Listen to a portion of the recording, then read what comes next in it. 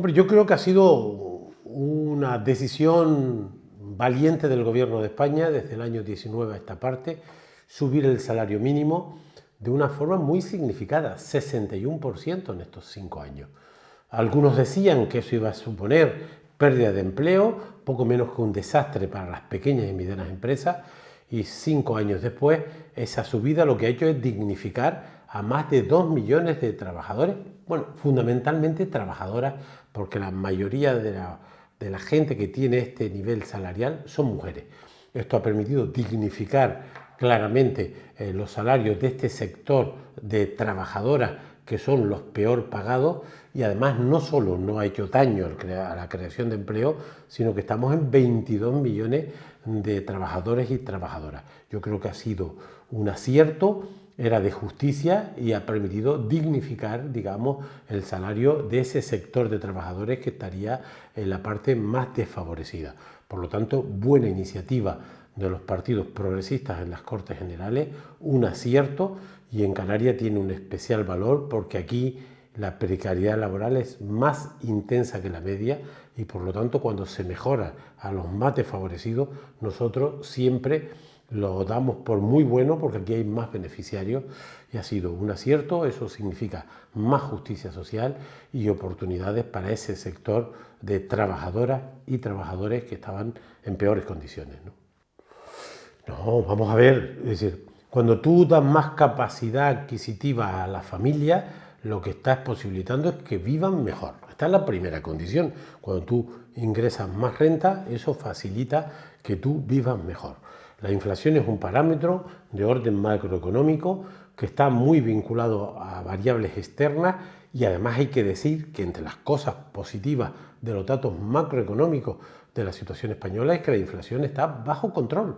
Es decir, se tomaron decisiones también, en la solución ibérica, aquella famosa sobre el tema energético, posibilitó un control de la inflación. Hoy los precios están razonablemente contenidos, aunque ahora hay un nuevo riesgo, que es la política arancelaria de los Estados Unidos, que sí puede generar algún repunte inflacionario. Pero lo bueno que tiene subir el salario a las trabajadoras y a los trabajadores es que su capacidad adquisitiva mejora y por lo tanto su nivel de vida también. La inflación es un parámetro más influido por otras variables e insisto, por ahora controlada la inflación, aunque hay un riesgo potencial con la política arancelaria que puede trastocar el comercio global y aumentar los precios, pero no estará, la razón no será subir los salarios a la gente que peor lo pasa, ¿no? Bueno, Trump en un mes ha hecho auténticas barbaridades. Todos sabíamos que estamos hablando de un mandatario de extrema derecha con un discurso absolutamente autoritario, desafiante, pero nunca pensamos que en 30 días hiciera tanto daño, ¿no? Primero la propia sociedad norteamericana desmantelando el Estado norteamericano, que es un Estado fuerte en lo militar y en lo policial, pero un Estado débil en las políticas sociales. Bueno, pues lo poco que hay de Estado social lo están desmantelando, están desmontando el gobierno, la estructura federal del Estado, y yo creo que es una mala noticia para los norteamericanos. Pero luego están haciendo dos grandes actuaciones terribles. Una es la demonización de los latinos, que en Estados Unidos hay casi 100 millones de personas que hablan español, fundamentalmente gente procedente de los países de América Central y del Sur, y ahora hay una demonización de lo latino, de lo hispano, y lo más grave es que se están promoviendo deportaciones masivas. Hay niños y niñas que no van a los colegios porque se están utilizando a los niños como cebo para acoger a su familia y deportarla. Hay un dato terrible, 300.000 venezolanos que huían del gobierno venezolano, se les dio un visado especial y ha suspendido los visados y los va a expulsar.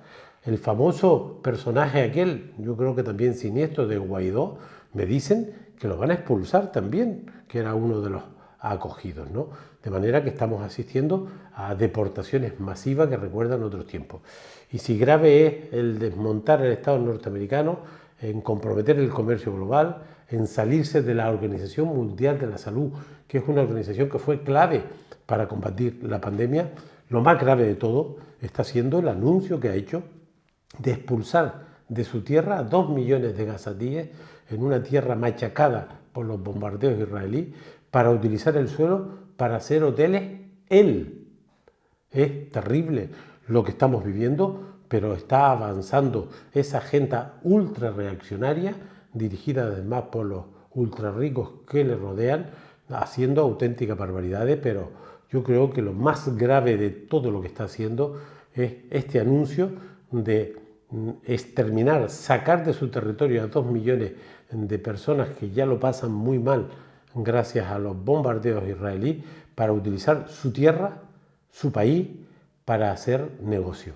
Este es el Trump que estamos viendo y que está trastocando la vida de los norteamericanos, desde luego de la gente latina de su propio país, y que está comprometiendo la estabilidad económica, la estabilidad de la seguridad global y haciendo anuncios terribles que vulneran los derechos humanos, la legalidad internacional.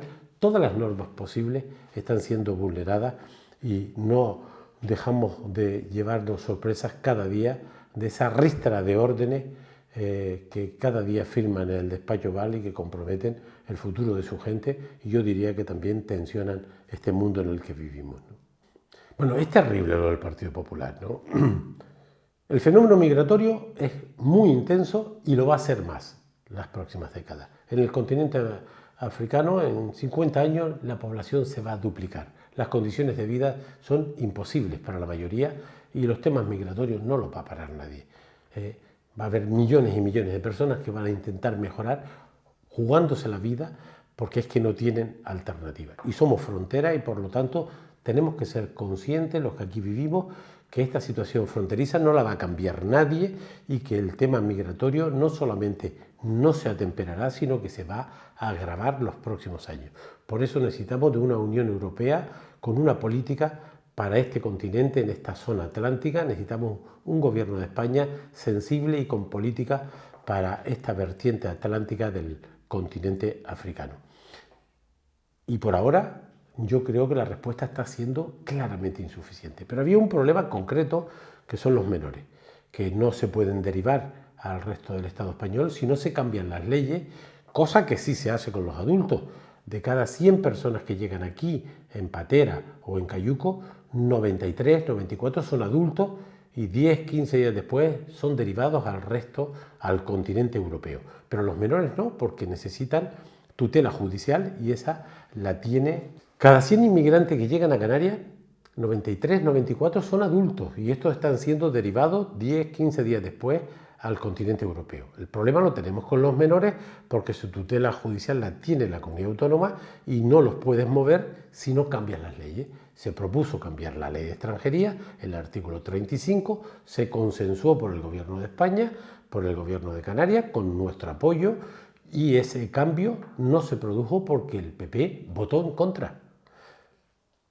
Y el PP es parte sustancial del Gobierno de Canarias. A la derecha del señor Clavijo, bueno, yo no sé si a la derecha o a la izquierda del señor Clavijo, se sienta el responsable del Partido Popular. Tienen 6 diputados que fueron votados por la ciudadanía de Canarias y votaron en contra de la solución al reparto de los menores. Pero ahora se ha puesto sobre la mesa solo el reparto de 4.000 menores por una sola vez, un parche. Es decir, una solución para una sola vez, y el Partido Popular ha vuelto a anunciar que no lo va a apoyar. De manera que es terrible que quien gobierna Canarias, uno de los partidos que gobierna Canarias, con el blanqueo de Coalición Canaria, sean los responsables de no resolver este tema. Clavijo justifica el blanqueo del Partido Popular de Canarias. Dice que es valiente. Y yo sostengo que el señor Domínguez, los diputados y diputadas del Partido Popular elegidos por la gente de aquí en las Cortes Generales, traicionan a esta tierra, a la ciudadanía y abandonan a los menores.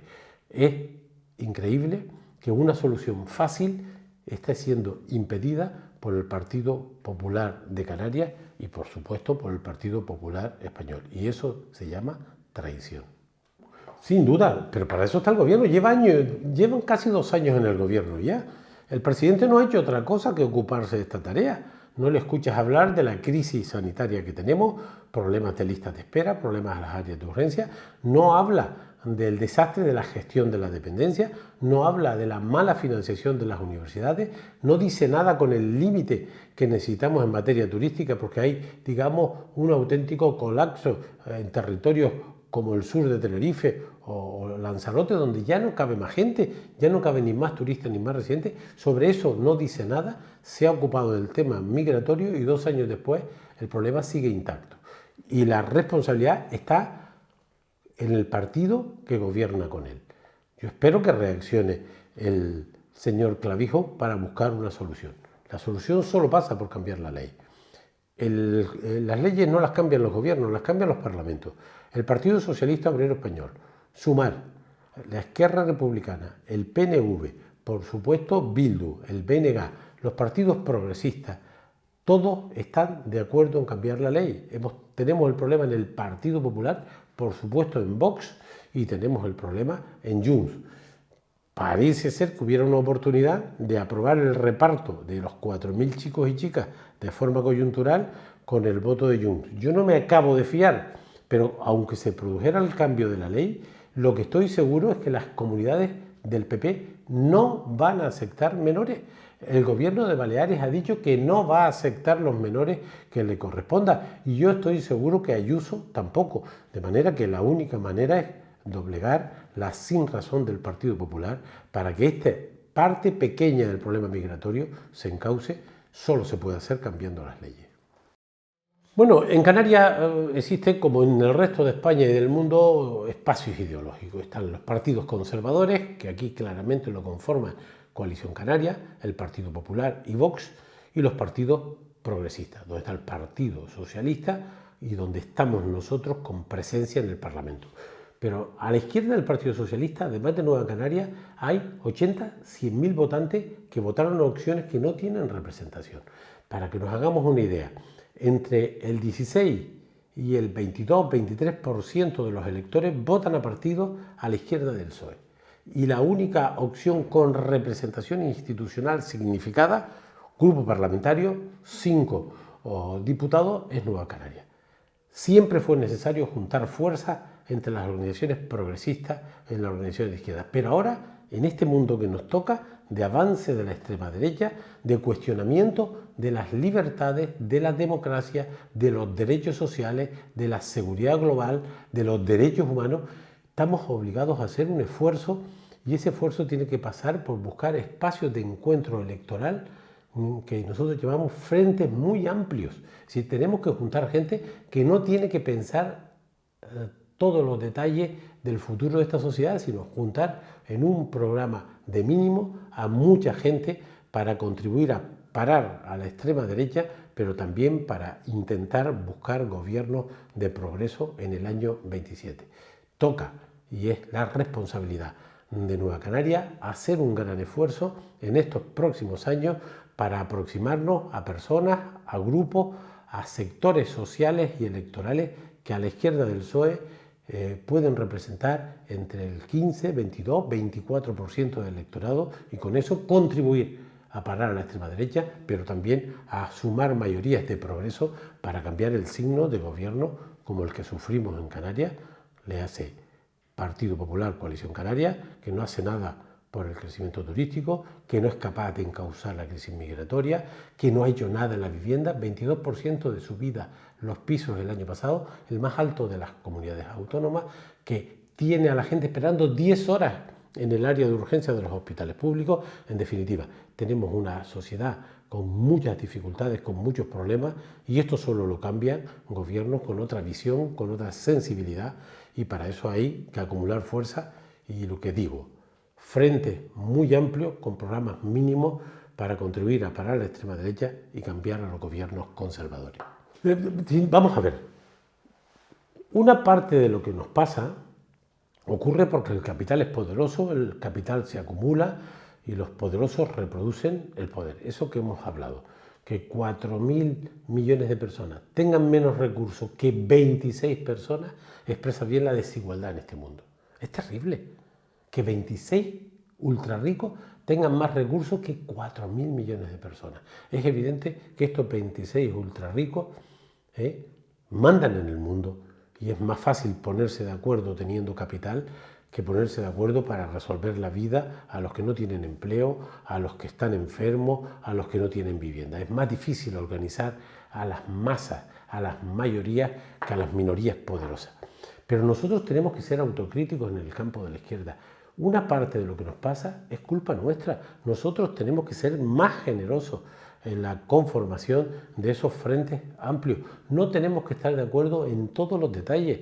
Nosotros podemos tener una plataforma de defensa de Canarias en el contexto español y europeo.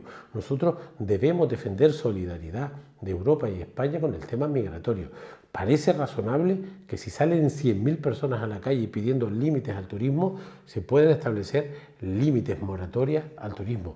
Es evidente que la vivienda es un derecho constitucional y estatutario que está quebrado y nos podemos poner de acuerdo en las viviendas vacías para facilitar su salida al mercado, en construir más viviendas, parar la venta a los extranjeros que especulan con la compra.